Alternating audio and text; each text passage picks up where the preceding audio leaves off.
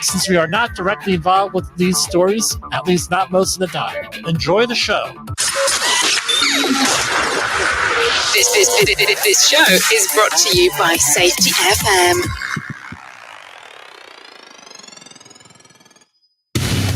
And from the border of liberty and prosperity in the highways and north, safety wars. For Friday, January 12th, we're going to start with our little video that we sometimes do because we are waiting for all the streamers to come in. So.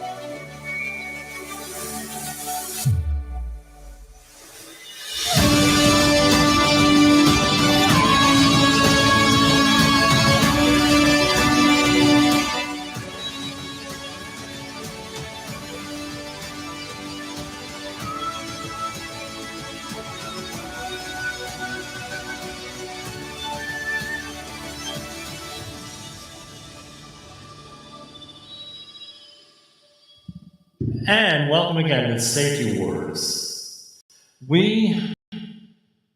Getting feedback. Welcome. It's Friday, January 12th, 2024. It still seems funny to be talking about it. I'm not sure if I'm on it. Hold on here, everybody. I'm getting horrible feedback. How about now? Okay, let me straighten out the audio here. Hold on.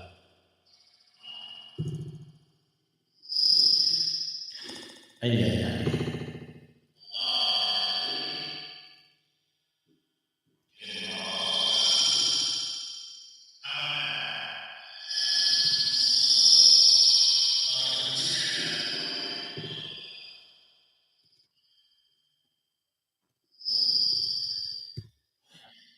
Okay. It says we're on the air now. All right. So a lot of stuff went on today with OSHA.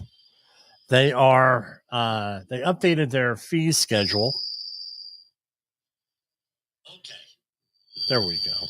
It says we're on the air now. All right.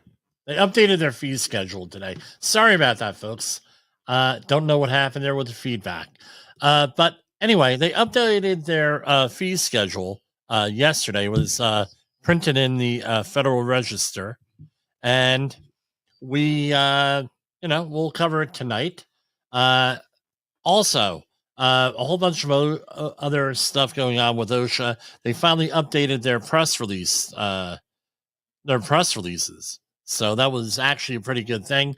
They're finally on board now as of last night with everything going on here. Let me make sure we are on. Yes, we are on live on YouTube. All right.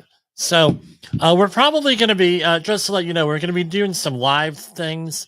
The way we're setting up the program nowadays is we're going to do 15 minutes, right, at a clip. And then if that clip, I'm satisfied with it, we're going to release it separately on social media platforms. People like the 15-second type deal with things, which is fine. They like 15 seconds. They like it real quick, not the hour-long format. We're going to try that out coming up, and we'll be releasing other stuff. Just check back here. Join us. We're on TikTok as Safety Wars. LinkedIn under my name, Jim Poesl, Poesl. Also, we have a corporate Facebook page, Safety Wars, and many, many other things out there. So, whenever if you're interested, go and check things out. We're expanding things for 2024 now that things aren't as crazy now. Or some would say, Jim, you don't function well unless things are crazy, and there's some truth to that. So, anyway, I'm going to do a share screen here. We're going to go right to the OSHA press releases here. And if you are an outreach trainer, this is what you want to pay attention to, is that they updated their penalty amounts, OSHA did, for 2024. And let's share that. If you are on the podcast, just go on over to the OSHA.gov website, and you will find out that there were 2024. I could not what they are for 2024. You'll see the printout, and we're going to be going into a little bit more detail than most of the other places out there. And the other places are doing well. I mean, they get a lot more views than me. Some of them don't get as many views. But a little bit of, but we're going to go a little bit more in depth and in detail here, and I'll say things a little bit differently as usual. So right here are the OSHA penalties, and let me get a different view here, and let me try to zoom in a little bit more, and there we go. So below, these were released yesterday, January 11th. I like to be the first ones, but I couldn't do it on this one. So below are the maximum penalty amounts for the adjusted with the annual adjustment for inflation that may be reassessed after January 15th, 2024. So these are as of Monday, this Monday coming up, Martin Luther King Jr. Day, the observed day here. So they're long and short, serious or other than serious. Posting requirements, $16,131 maximum penalty. Failure to abate, $16,131. That's per day, usually up to 30 days. And the other one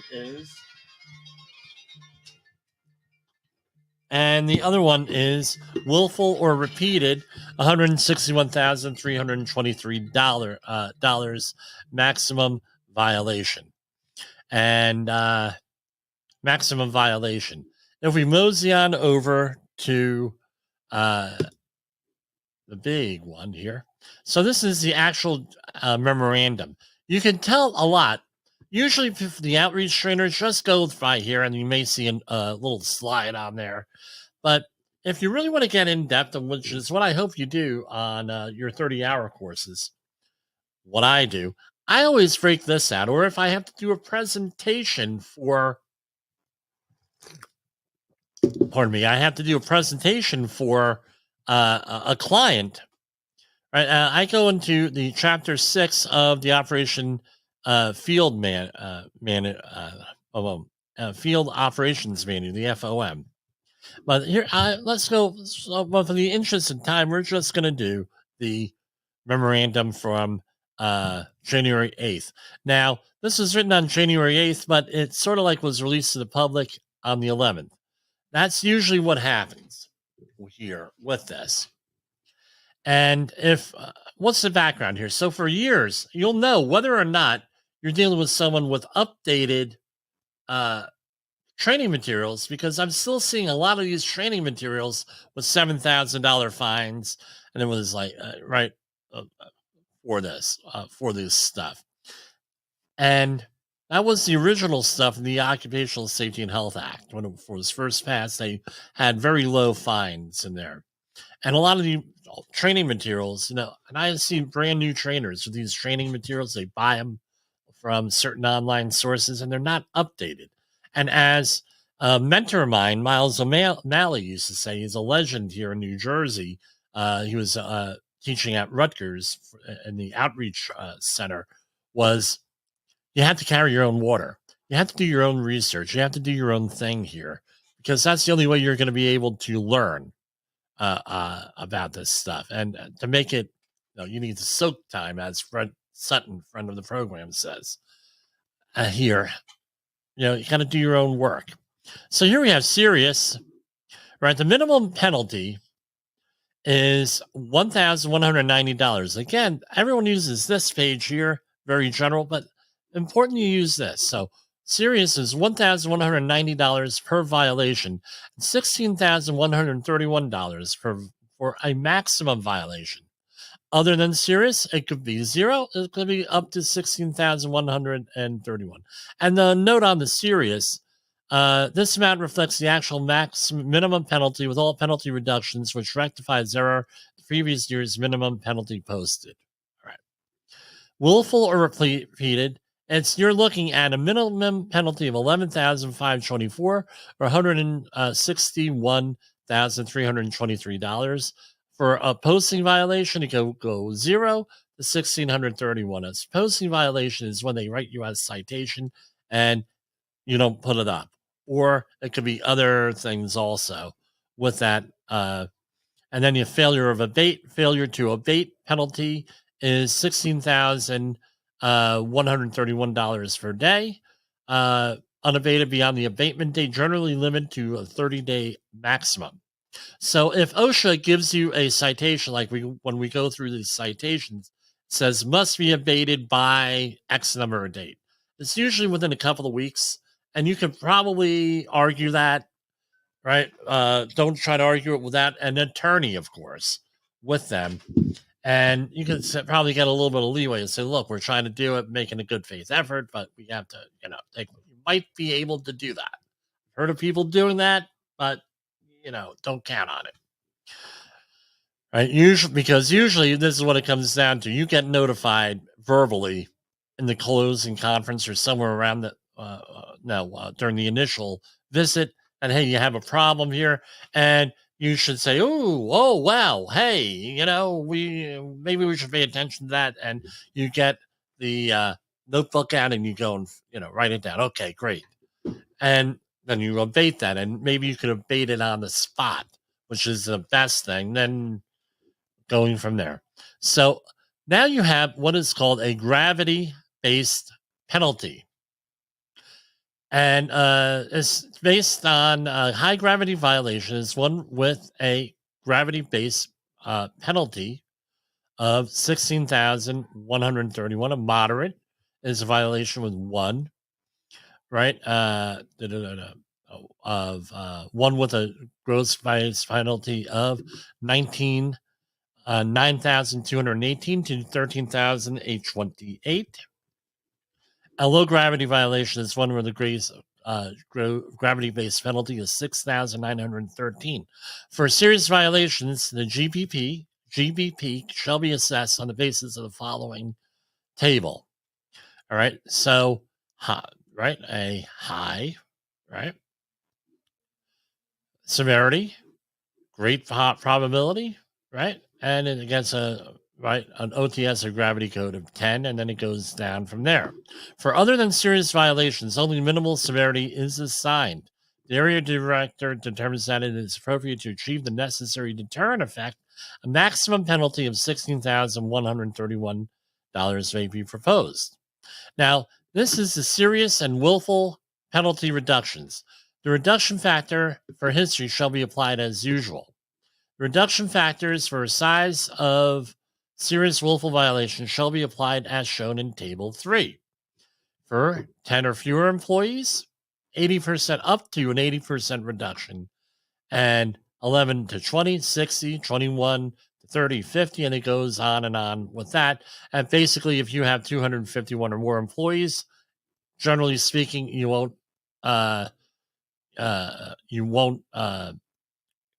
get any break-in reduction according to this table. However, something you need to realize too is this may or may not could go up or down, depending. Right, shall be right. Shall be applied means you have to do it, right? But they do have a little bit of leeway here usually. I'm not guaranteeing it. I mean, it all depends on who your people are you're working with and how you act. So, for example, you go in there and start yelling, screaming, and cursing at the compliance officer. Not a very good strategy, not a good pathway to success. Yelling and screaming is never a good pathway to success unless you're able to bully people and, probably not going to be able to bully a federal agent. Usually doesn't work. All right? Doesn't really work. This is from the OSHA News release from Region 2. U.S. Department of Labor launches a program to stem fatalities and promote workplace safety in tree landscape service industries. So we're getting, this is out of Region 2, except for Puerto Rico and Virgin Islands, and on a beautiful day like we had today and a couple of beautiful days last week, chances are this doesn't really apply to you right now. But what happens is this. We're trying to get the leg up, which is a good thing, on the landscape stuff. We're probably going to talk about it closer to the spring, since we're, people don't really get involved in landscaping here in my area until about April 1st. In South Jersey, probably around mid-March, 2 weeks before then. Then they worry about landscape. Not too much landscaping going on this time of year. There is some, but not too much.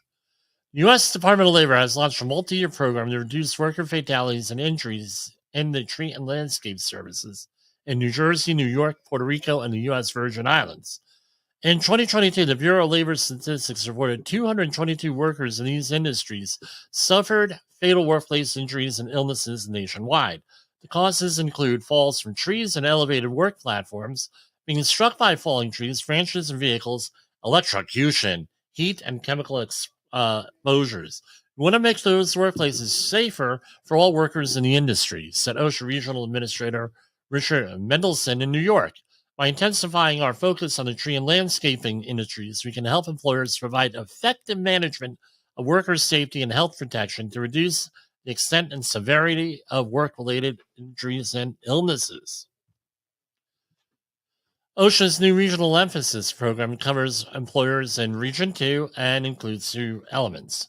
First, the program will provide initial and ongoing outreach to employers, employees, and stakeholders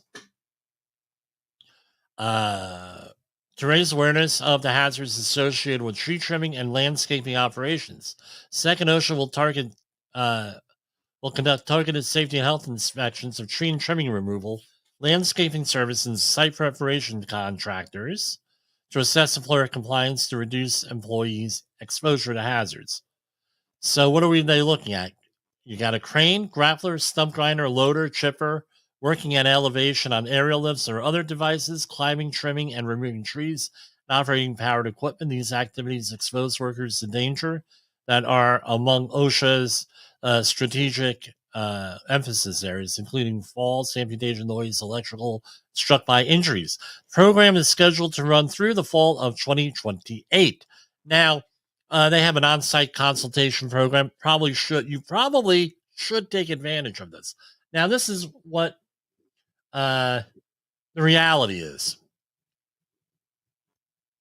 right? Because they're expanding their focus, right? You're going to hear, well, and I heard this recently from a client.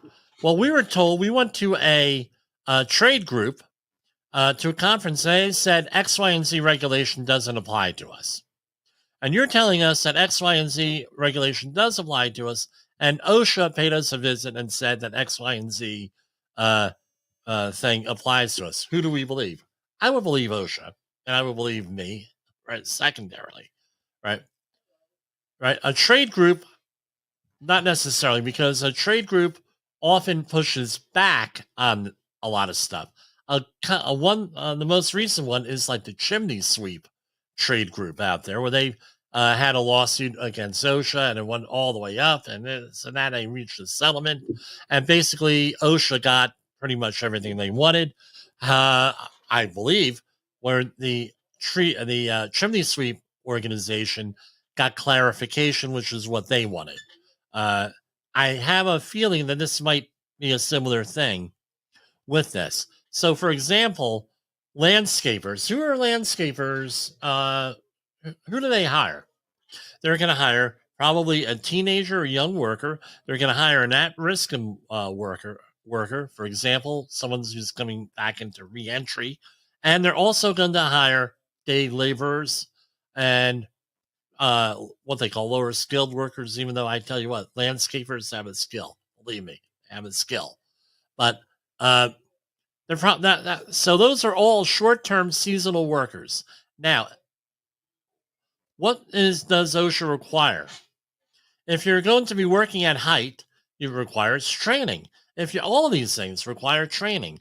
Can you imagine a small contractor charging $35, $50 to do your lawn, which is like the going rate around here? Maybe $100 if you got a real big lawn and you need all this specialized stuff.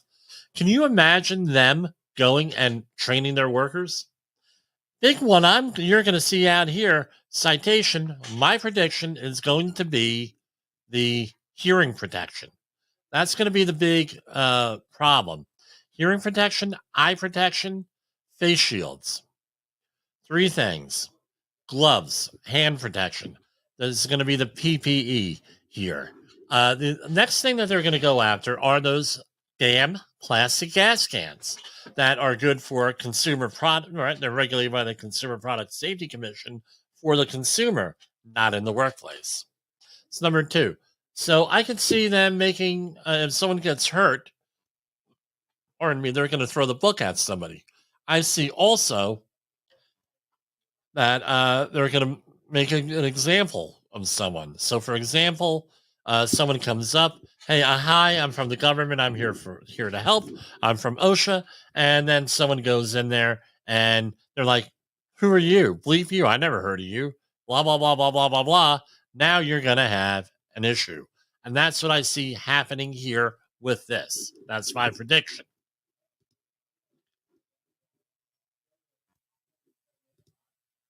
Okay.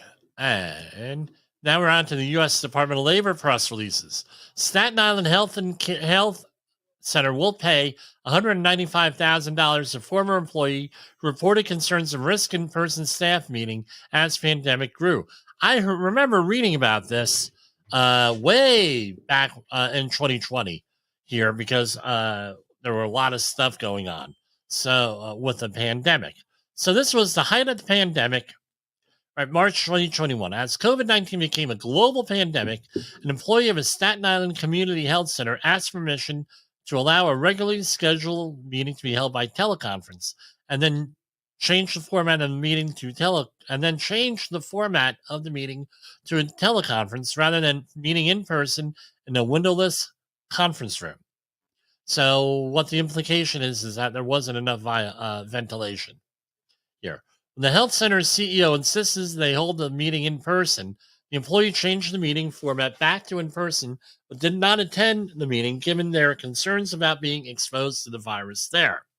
2 days later, the center suspended the employee for refusing to attend the meeting and for unspecified insubordination. It prohibited them from access to all work sites. A few weeks later, the clinic terminated the employee in April 2020 without further explanation. The former employee filed a whistleblower complaint with OSHA.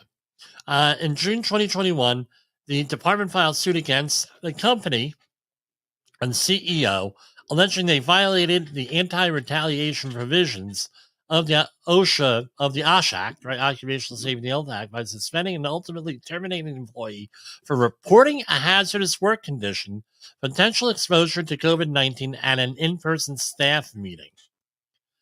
All right. Following litigation and mediation, the health center and Thompson have agreed to pay $195,000 in back wages and compensatory damages to the former employee. In addition, they will, among other things,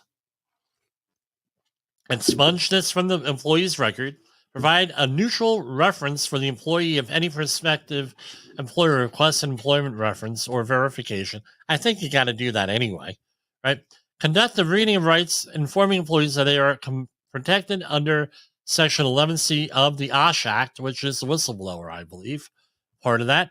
Post a notice for employees that they will not in any manner discriminate against any employee for engaging in activities protected under Section 11C of the OSHA Act and provide employees with annual training and their Section 11C rights for at least 3 years. The Occupational Safety and Health Act guarantees workers the right to raise safety and health concerns to their employers without fear of retaliation, said OSHA Regional Administrator Richard Mendelson in New York. The companies, I mentioned it one time before, but I go against it. Inexcusable actions have a chilling effect on other employees coming forward to with concerns about health and safety hazards in their workplaces. And again, this is all whistleblower stuff. And OSHA enforces whistleblower provisions of the OSHA Act and 20 other statutes. Now, this is another one. If you are an outreach trainer, that you should be, this will be a good case study here for this. Because again, first hour of that outreach training course has got to be what? Introduction to OSHA. Well, guess what? I just discussed it's 26 minutes after the hour. So we're, and again, if this is a, on the podcast, right, we edit some of the feedback we're going to edit out. So that it's going to be a little bit shorter, but it's 26 minutes after the hour here. So, bottom line is this. You got plenty of material out there, dude and dudettes. Plenty of material out there. And again, if you are a CEO and you're not sure about what your obligations are under OSHA, give us a call, 845-269-5772, or drop us a note at jim@safetywars.com, and we will help you in this area. Oh, and by the way, if you're buying your certificates on the street in New York City, right, like I'm still hearing reports of, you probably, are missing this information.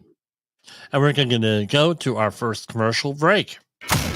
In the professional safety community, communication and planning are just a few keys to your program's success. The question many practitioners have is, where do I start? Dr. Jay Allen, the creator of the Safety FM platform and host of the Rated R Safety Show, has built a global foundation to help you along the way. Go to safetyfm.com and listen to some of the industry's best and most involved professionals, including Blaine Hoffman with the Safety Pro, Sam Goodman with the Hop Nerd, Sheldon Primus with the Safety Consultant, Jim Poesl with Safety Wars, Emily Elrod with Unapologetically Bold, and many others. As individuals, we can do great things, but as a team, we become amazing. Dial into safetyfm.com today and surround yourself with a powerful force of knowledge and support.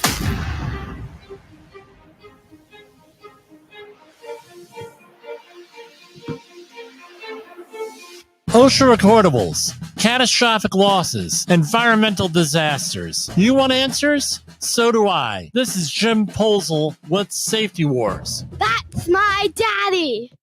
This is Safety Wars, broadcasting to our brothers and sisters in the occupied territory of behavior-based safety. Get out your secret decoder ring. Here is your nightly message. How you respond to failure matters. How you respond to failure matters. You are listening to Safety Wars. Tomorrow's Safety Today. Okay, continuing on with our U.S. Department of Labor press releases here. Read out, Acting Secretary Sue, my apologies there, I'm not sure how to pronounce that, holds a roundtable with Arriva Las Vegas Workers Center.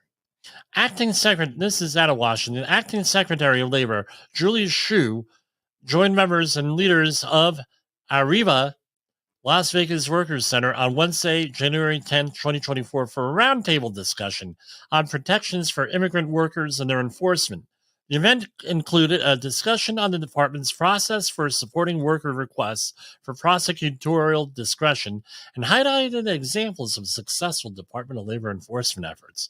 The roundtable fell on the one-year anniversary of the Department obtaining a consent judgment in federal court requiring a unforgettable coatings, I'll mention the name, a Las Vegas paint and specialty coatings contractor who intimidated workers, allegedly, to pay $3.6 million to 593 employees in 4 states. Arriba, Las Vegas Workers Center, assisted the department in contacting workers during that investigation. Just out of curiosity, how much money is that per person? Hold on. Yes, I know I'm rude. I'm doing the calculator here. 3, 1, 2, 3, 1, 2, 3, divided by 593. So each worker got just shy of $6,100 for that. Wow, that was, oh, no, good job there, guys. Arriva is the recipient of a 2023 Susan Harwood training grant from OSHA. These grants are used to support education and training to help workers and employers recognize serious workplace hazards, employee injury prevention, and understand workers' rights and employers' responsibilities under federal law. This is a quote from Acting Secretary of Labor, Julie Shu. I want to recognize the important work of each of you and Arriba Las Vegas as an organization does. I know that many of you are leaders in your community. I also congratulate you on your Susan Harwood grant, which is awarded by the Department of Labor to help community organizations promote occupational safety at work. It is a priority for me and my department that all workers can exercise their rights. The Department of Labor must also do everything within our power to enforce labor laws. Enforcing labor laws is a tool not only to combat wage theft and protect workers, but also to support them in increasing their power. Let's work together to achieve it. All right, next one. Here we have out of Hartford, Connecticut, not too far away from where we are now. Court enters consent order for a contractor to pay $13,000 in back wages and back pay, punitive damages for retaliating against an employee.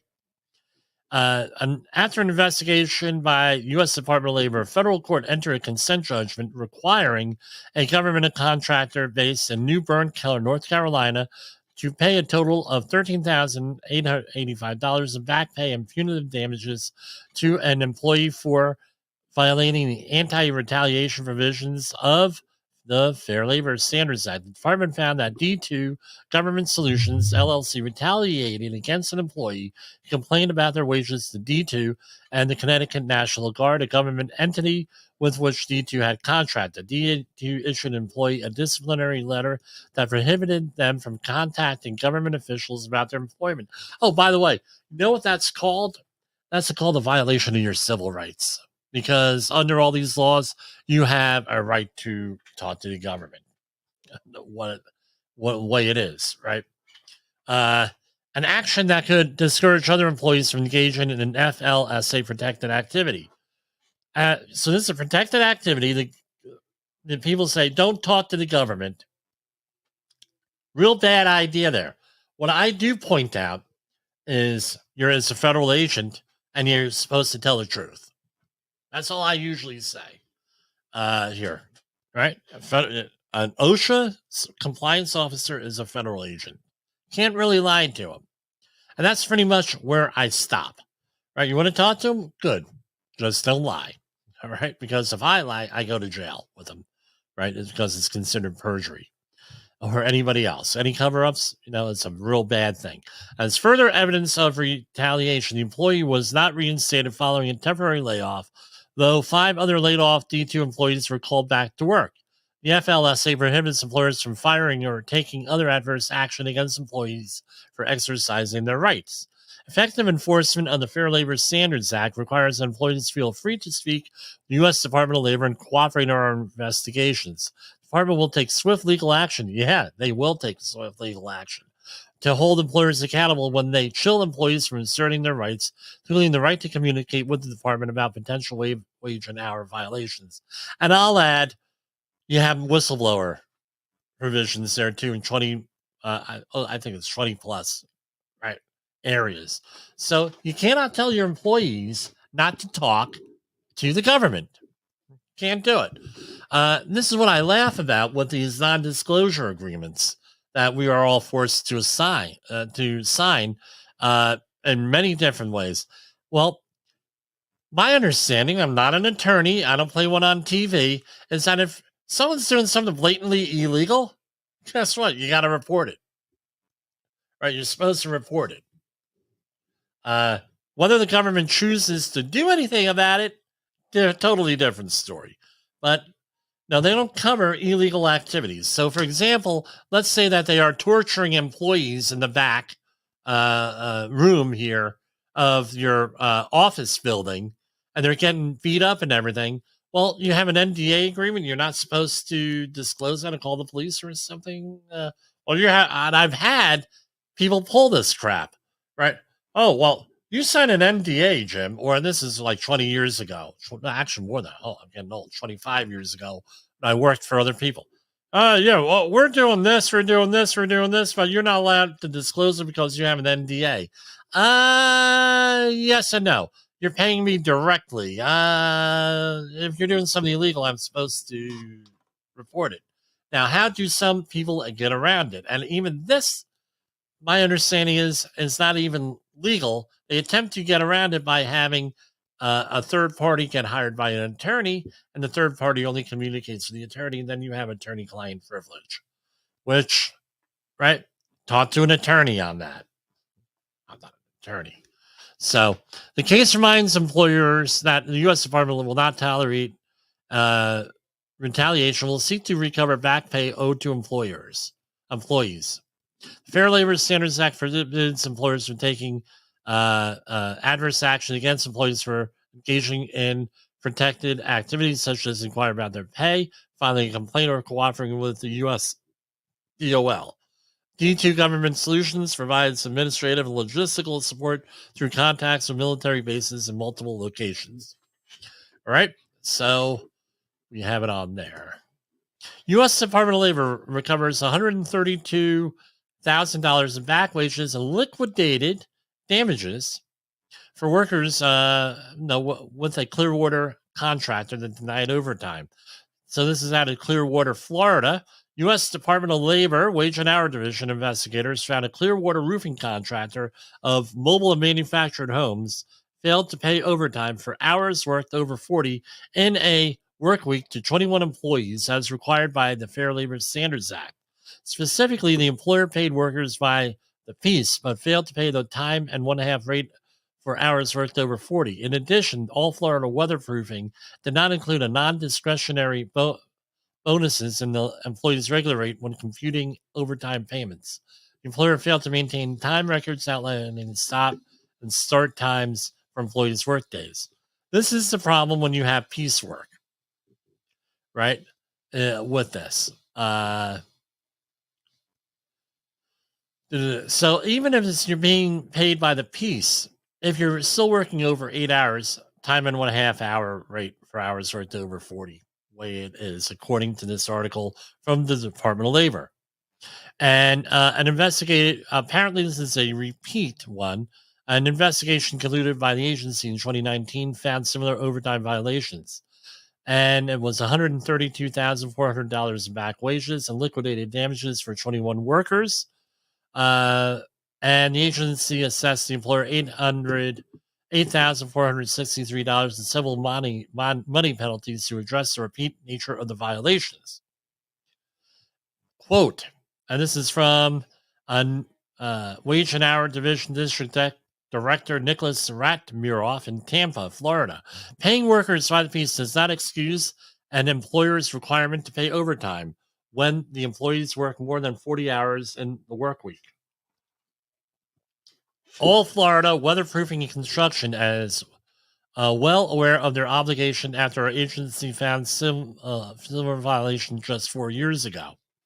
Once the workday begins, employers must count preparation work, travel time, and principal work activity as hours worked. Employers and employees can reach out to us by helping us. Right? Blah, blah, blah. Now, I'm going to draw, this is often what happens. I'm not saying it happened here, but this is often what happens. You have high turnover rates. and new, right? So an executive may rely on someone in HR, someone in payroll to manage this. There's rollover, there's turnover, new people come in. Guess what? They don't have the knowledge of this. And the same thing is this. I tell workers and I tell people professionally, if you're going to be working for someone, and I go through this, right? I teach at, I'm going to be teaching again this year at a university in their outreach program for at-risk workers or in underserved communities. One of the things that happens is, right, especially when I'm giving the outreach course, I make darn sure, or even if I don't have time to do it, I do it over a break, and we all get a big kick out of it, is the establishment search on the OSHA website. I said, look, if you're going for work for an interview, check out what's going on that establishment search on OSHA to figure out, see what kind of violations they've had. Also, don't be afraid to Google and everything else. I said, no, if you use Google, things like that, how reliable is maybe good, maybe bad, depending on the source. However, when that establishment search, that's pretty much dead on there. And we go through all of the, hey, look up this company, look up this company, look up this company. About half the time we find companies, they're like, holy Woofno. They did this, they did that. Wow. So we teach them that as a necessary skill so they don't get preyed upon by predatory employers. That, by the way, I would like to take credit for coining that phrase, predatory employers. The U.S. Department of Labor has obtained a consent judgment in federal court that requires the Philadelphia Home Health Agency and its owner to pay approximately $1.6 million in back wages and liquidated damages to 288 workers. Right? The consent judgment follows a complaint filed in February 21st, 2023, against a company and the owner. The investigation by the Wage and Hour Division found employers did the following: paid home health aides and their regular rates of pay for all hours worked, failing to pay overtime, failed to combine hours between multiple clients for overtime calculation purposes. Sounds like a real accounting issue here. Did not pay home health aides for time spent traveling between clients' homes in the same workday. Maintained inaccurate records of hours worked due to not tracking hours for travel time. Failed to keep payroll records for the part of the period of investigation. Now, we have a home health care person come in here, and believe me, first thing that they do when they come in, they're great people. We have phenomenal people here. All right. First thing that they do, Mr. Posel, right? What's your Wi-Fi password? Because I can't get a signal here. Yeah, I said, yeah, tell me about it. So they break out their smartphone. I give them the Wi-Fi password and everything. They go in, and that's the first thing that they do is they make sure that they check in for reasons like this. All right.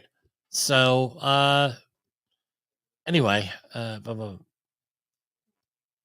addition to recovering 823 blah blah blah and back wages and an equal amount in liquidated damages, the judgment entered into the U.S. District Court for the Eastern District of Pennsylvania in Philly requires the company to pay $56,218 a civil money penalty assessed by the division for the willful nature of the employer's violations of the Fair Labor Standards Act.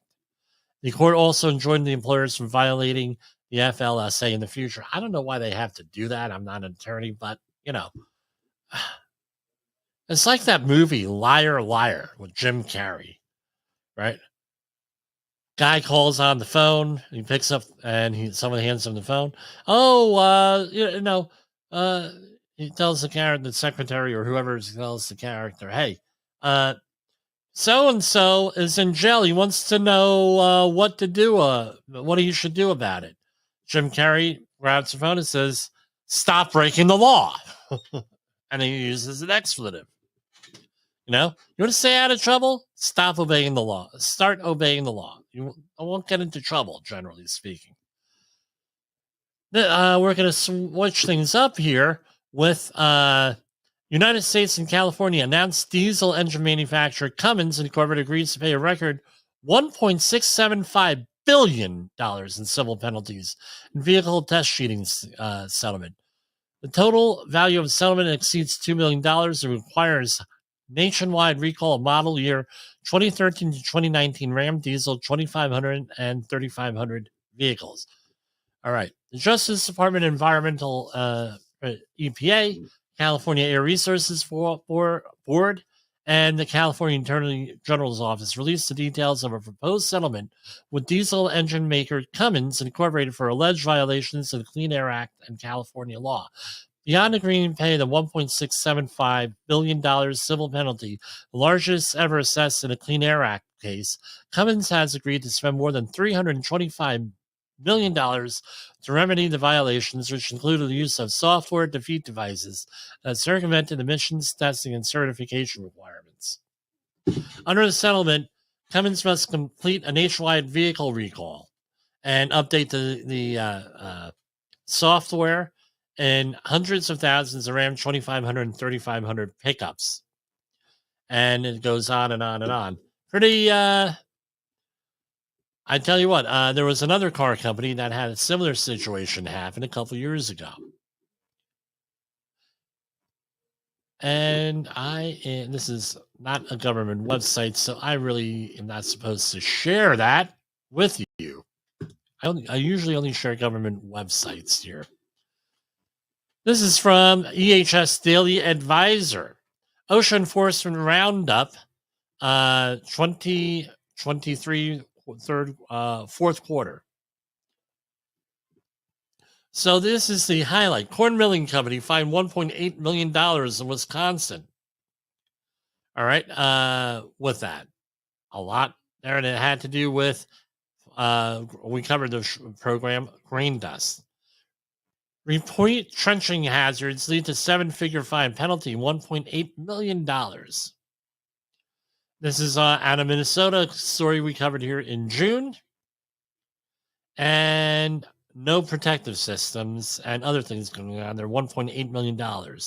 Here we have a machine hazard, primarily guards, and this one is also in Wisconsin, too, from Wisconsin, $1.4 million.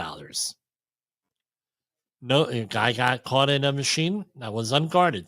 Severe violator fine again for fall hazards. This is out of Ohio. $730,000. A machine shop cited for safety and health hazards. Guarding issues, 58 violations. I remember this one, $596,000. And this is out of Texas. Employees suffers fatal fall, $522,000. This is a local one. New York contractor was cited by OSHA after their investigation found the contractor could have prevented a roofer's fatal fall by following legally required safeguards to prevent falls. And next one, $312,518. This is machine hazards lead to fatal falls here. Again in Wisconsin. For whatever reason, they're very active in Wisconsin. So this one is out of the Federal Register, California Occupational Safety and Health State Plan and Operational Status Agreement. So a little bit of insight here. That's the only reason why I gave it. It's not, I'm covering it. It's not really big news, but it does give us some insight here. California.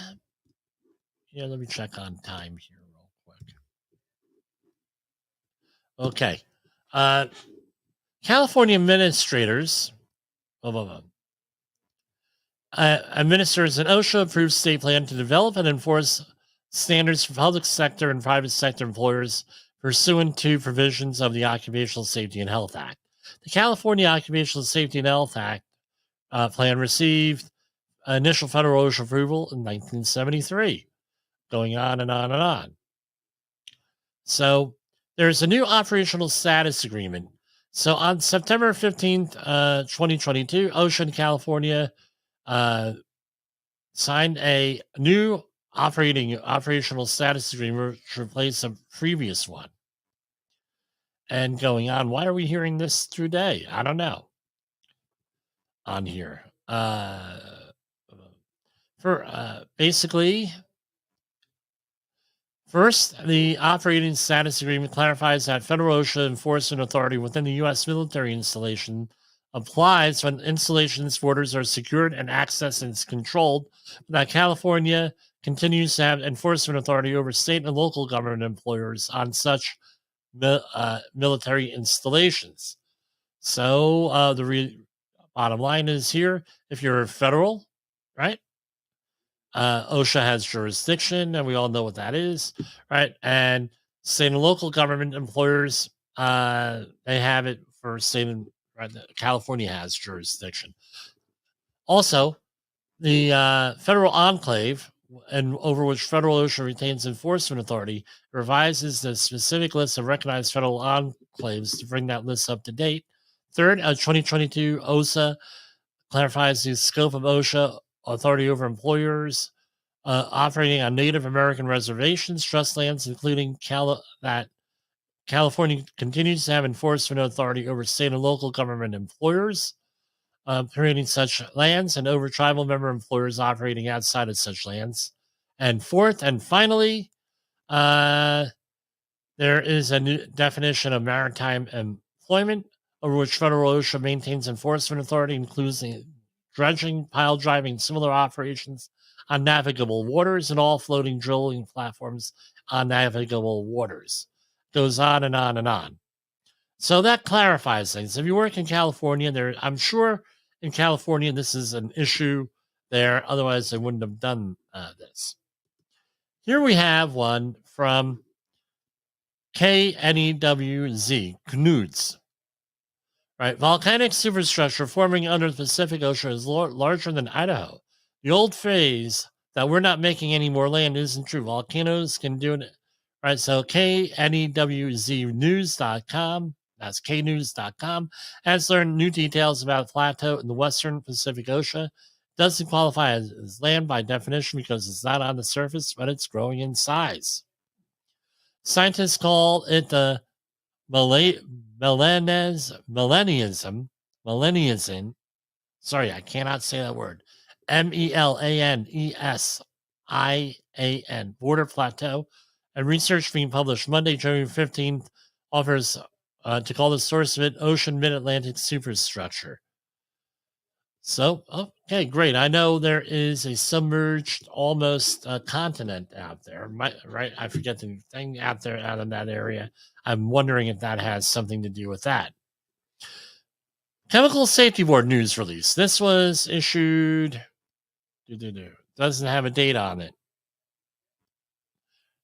The day, first day of Kwanzaa, December 26, 2023. Today, the U.S. Chemical Safety and Hazard Board investigation released its final investigation report into the fatal January 29, 2020 well blowout at the Daniel H. Wendland 1H well in Texas. 3 workers suffered fatal burn injuries from flash fire that erupted when hydrocarbons from the well ignited, and a 4th worker was seriously burned but survived.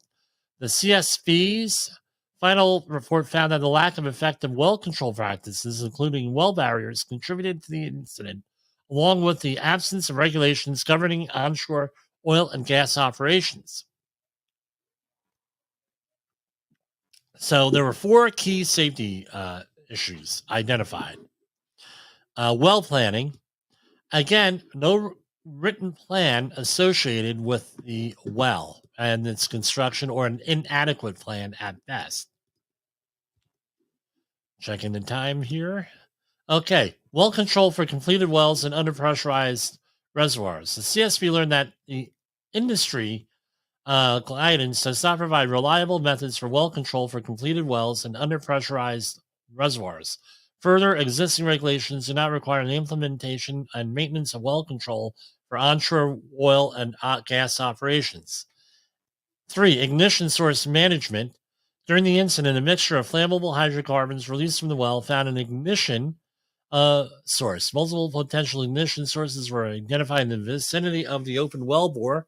Chesapeake's policy did not include industry guidance, hazard assessments when locating ignition sources and atmospheric monitors near potentially flammable atmospheres.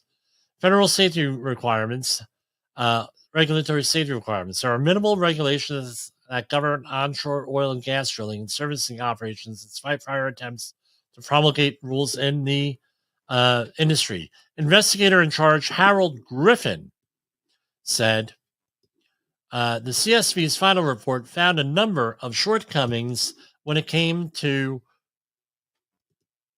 safe operations in a Wendland well.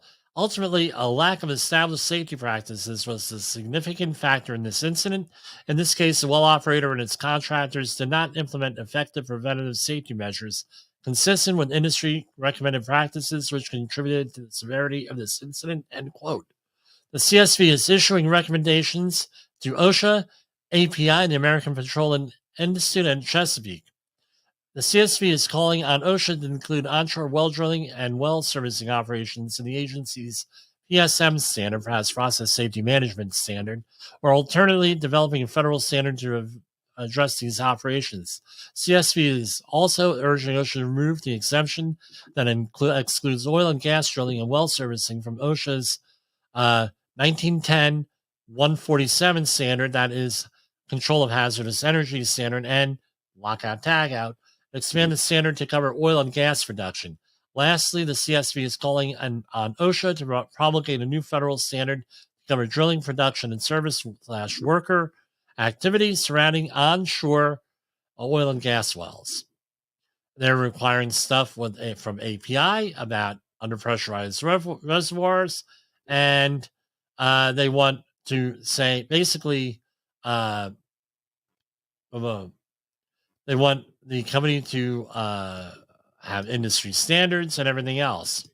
But anyway, the CSV board members are appointed by the president subject to Senate confirmation. The board does not issue citations for fines, right? And my understanding with all of this stuff, you can't really use it in a court of law. So we can use it on Safety Wars. That's all that we have for today. We are going to having hopefully a productive 3-day weekend here. I hope everybody else in the United States enjoys this 3-day weekend, and we'll go from there. For Safety Wars, this is Jimpoesl. Where is that outro video? Hold on.